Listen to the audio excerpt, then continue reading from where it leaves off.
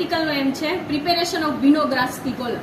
તો પહેલા તો વિનોગ્રાસ્કી કોલમ છે એ શેના માટે આપણે બનાવવી જોઈએ? વિનોગ્રાસ્કી કોલમ, વિનોગ્રાસ્કી એને શું કામ કહેવામાં આવે છે એ તમને ખબર હોવી જોઈએ.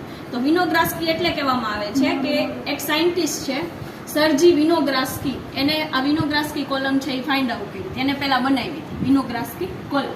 શેના માટે બનાવવાની છે એ કહું તો આપણે જનરલી કોઈ બેક્ટેરિયા છે એનું કલ્ટિવેશન કરતા હોય, આઇસોલેશન કરતા હોય, તો એ બધા માટે મીડિયા છે એ કેવા જોઈએ?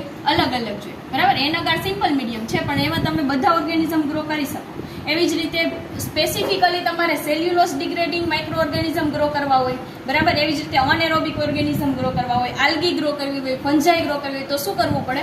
એક મીડિયામાં બધા એ ગ્રો થાય નહીં. પણ વિનોગ્રાસ્કી કોલમ છે એક એવું મીડિયમ છે કે એમાં તમે એક કરતાં વધારે માઇક્રો ઓર્ગેનિઝમ છે એ ગ્રો કરી શકો, બરાબર. એટલા માટે તમારે વિનોગ્રાસ્કી કોલમ છે એ બનાવવાની છે. લાસ્ટમાં હું તમને કહીશ કે કઈ જગ્યાએ કયા બેક્ટેરિયા છે એ ગ્રો થાય અને એ તમને જોવા મળે, બરાબર. તો પ્રિપેરેશનમાં આપણે બધાથી પહેલાં જે છે એ એડ કરશું જે સુવેજ સેમ્પલ છે એ, બરાબર. જે સુવેજ સેમ્પલ અત્યારે તમને બધાને ખબર જ છે, વરસાદ હોય તો બધે સુવેજ સેમ્પલ છે એ હોય. તો પહેલાં તમારે થોડું એવું સુવેજ સેમ્પલ છે એ લેવાનું છે. એના પછી તમારે એડ કરવાનું છે મડ. મડ એટલે ખબર પડે ને, મડ એટલે કાદવ, કીચડ, બરાબર. તો મડ એડ કરવાનું છે.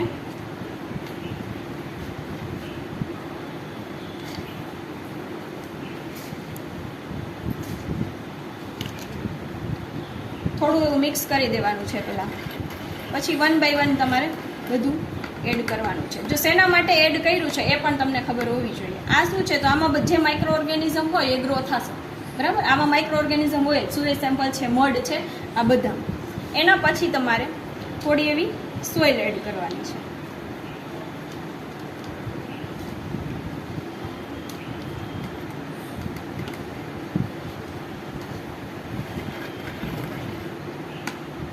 સોઇલ પછી તમારે એડ કરવાનું છે કેલ્શિયમ કાર્બોનેટ. આ જો કેલ્શિયમ કાર્બોનેટ છે એ શું કામ એડ કરીએ છીએ? 5 ગ્રામ એડ કરવાનું છે. આ 5 ગ્રામ મેઝર કરેલું જ છે અને એ જ હું એડ કરી દઉં છું, બરાબર. 5 ગ્રામ કેલ્શિયમ કાર્બોનેટ છે. પછી છે કેલ્શિયમ સલ્ફેટ. હવે આ જે છે એ શું કામ એડ કરીએ છીએ? આપણે ન્યુટ્રિશન માટે એડ કરીએ છીએ, બરાબર.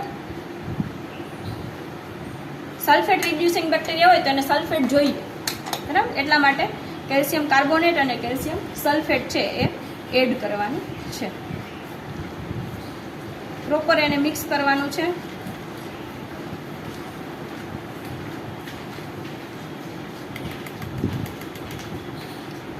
એના પછી તમારે એડ કરવાનું છે સોડસ્ટ. સોડસ્ટ એટલે તમને ખબર હોવી જોઈએ. સોડસ્ટ એટલે શું થાય? લાકડાનો વેર થાય. સોડસ્ટ એટલે શું થાય? લાકડાનો વેર. હવે આપણે એવા ઓર્ગેનિઝમ જોઈએ છે કે જે સેલ્યુલોસ ડિગ્રેડિંગ હોય. લાકડું હોય એમાં તમને ખબર જ છે શું હોય? સેલ્યુલોઝ હોય. સેલ વોલ છે એ આખી શેની બનેલી હોય? સેલ્યુલોઝ. તો સોડસ્ટ છે એ એડ કરવાનું છે. એના પછી ફિલ્ટર પેપર છે એ એડ કરશો. આ પણ શેનો સોર્સ છે? સેલ્યુલોઝનો, બરાબર. એમાંથી પણ બેક્ટેરિયા છે એ શું મેળવશે? સેલ્યુલોઝ. સેલ્યુલોઝ ડિગ્રેડિંગ માઇક્રો ઓર્ગેનિઝમ આપણે મેળવવા હોય તો પહેલાં સેલ્યુલોઝ એડ કરવું પડે, બાકી કોને ડિગ્રેડ કરે, બરાબર. એટલા માટે ફિલ્ટર પેપર એડ કરવાના છે, ડ્રાય લીફ એડ કરવાના છે. આમાંથી પણ એને ઓર્ગેનિક જે ન્યુટ્રિયન્ટ છે એ બધા એને મળશે. ઓર્ગેનોટ્રોપ્સ છે, કેમોટ્રોપ્સ અને ઓર્ગેનોટ્રોપ્સ છે એ આમાંથી ન્યુટ્રિશન મેળવશે. એના પછી તમારે એડ કરવાના છે ન્યૂઝપેપર. આ બધામાંથી એને એક જ સોર્સ છે એ મળશે, શું? સેલ્યુલોઝ. પ્રોપર મિક્સ કરી અને સ્લરી બનાવવાની છે. સ્લરી એટલે તમને ખબર હોવી જોઈએ. સ્લરી એટલે શું થાય? આપણે ઢોકળાને એવું બનાવતા હોય ત્યારે બનાવીએ ને, બહુ વધારે લિક્વિડ ન હોય અને સોલિડ ન હોય, એને શું કહેવાય? સ્લરી. હવે જો પાણીની રિક્વાયરમેન્ટ હોય તો તમારે એડ કરવાનું છે, અધરવાઇઝ એને એડ કરવાની રિક્વાયરમેન્ટ નથી. એટલે આપણે આમાં રિક્વાયરમેન્ટ નથી, બરાબર, એડ કરવાની.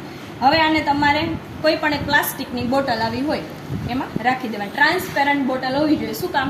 કારણ કે આપણે ફોટોટ્રોફિક ઓર્ગેનિઝમ પણ જોઈએ છે તો એને સનલાઇટની રિક્વાયરમેન્ટ હોય. ડાર્ક બોટલ હોય તો એને સનલાઇટ મળે નહીં, બરાબર. હવે આને આ રીતે મિક્સ કરી તમારે કોઈ પણ બોટલ છે એમાં એડ કરી દેવાનું છે.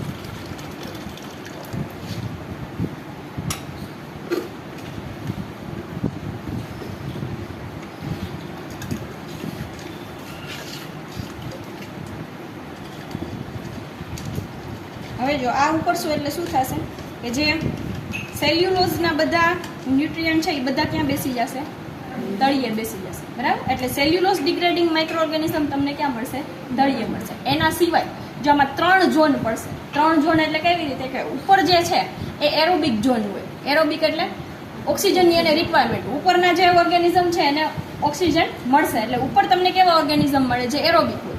એના પછી હશે માઇક્રો એરોફિલિક કે જેને ઓછા ઓક્સિજનની રિક્વાયરમેન્ટ હોય. અને એના નીચે બધાથી નીચે ક્યાં હોય? તો એનએરોબિક હોય કે જેને ઓક્સિજનની રિક્વાયરમેન્ટ ન હોય. તો આ રીતે એરોબિક, અનએરોબિક અને માઇક્રો એરોફિલિક આ 3 ટાઈપના માઇક્રો ઓર્ગેનિઝમ મળશે. એના સિવાય ઉપર તમને જે માઇક્રો ઓર્ગેનિઝમ મળશે એ આલ્ગી અને સાયનોબેક્ટેરિયા મળશે. શું કામ? કારણ કે ઉપર એને લાઇટ મળે છે અને એ એને યુટિલાઇઝ કરશે. બરાબર? આલ્ગી અને સાયનોબેક્ટેરિયા. એના પછી તમને મળશે પર્પલ સલ્ફર બેક્ટેરિયા, એના પછી ગ્રીન સલ્ફર બેક્ટેરિયા. બરાબર? આવું બધું તમને મળશે. અને સેલ્યુલોઝ ડિકમ્પોઝિંગ બેક્ટેરિયા. એટલે એક કોલમમાંથી તમે ઘણા બધા માઇક્રો ઓર્ગેનિઝમ છે એને કલ્ટિવેટ કરી શકો. આમાં માઇક્રો ઓર્ગેનિઝમ કલ્ટિવેટ થાય કલર ઉપરથી તમને ખબર પડે. બરાબર? પણ એની તમારે માઇક્રોસ્કોપી કરી અને પછી એને કન્ફર્મ કરવાનું છે. આને તમારે 10 થી 15 દિવસ સુધી સનલાઇટમાં રાખી દેવાની છે. એટલે બધા માઇક્રો ઓર્ગેનિઝમ છે એ ગ્રો થઈ જશે. અને સ્લાઇડ લઈ અને એની માઇક્રોસ્કોપી ગ્રામ સ્ટેનિંગ કરી અને ઓબ્ઝર્વ કરવાનું છે.